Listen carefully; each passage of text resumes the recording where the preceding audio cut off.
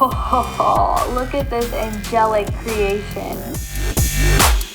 Hey, what's up Eat Squad? Today I'm going to show you how to make some tadka dal. It's incredibly nutritious, delicious, and an absolute comfort food. So let's get it. I have here some washed tur dal. To this I'm going to add about 4 times as much water. Season our water with some turmeric. This is what's going to give it that gorgeous yellow color. Some salt. Give this a quick stir and let this baby cook down until it turns into an elegant mush, if you will.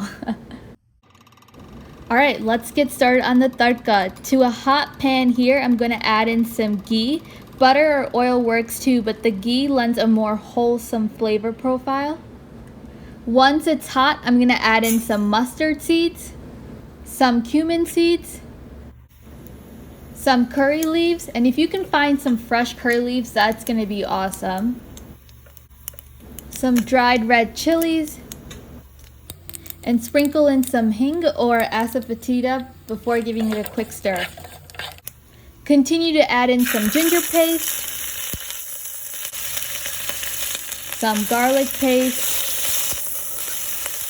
some slit green chilies, and add in some onions. And to help the onions start sweating a little bit, I'm going to add in some salt and a little bit more ghee.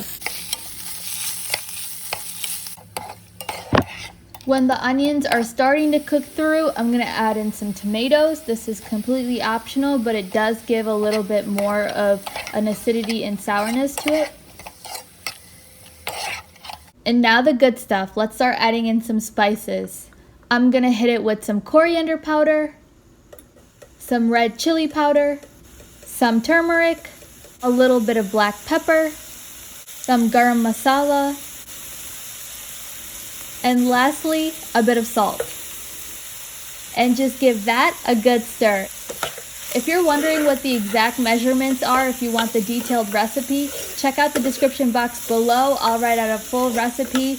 And while you're down there, make sure you hit that subscribe and like button. And let me know in the comments below what kind of recipes you all want to see. Once it's well cooked, when the onions are translucent, the tomatoes are starting to cook down, I'm going to introduce our elegant mash and just give that a good stir.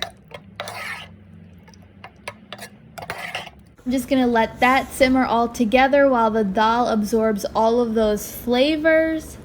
And if at any point it becomes less than elegant and dries up a little bit, just add in more water to get your desired consistency. And to top off this elegance, I'm going to add in some fresh cilantro and give it a stir. There you have it, folks, a healthy Indian classic, tadka dal.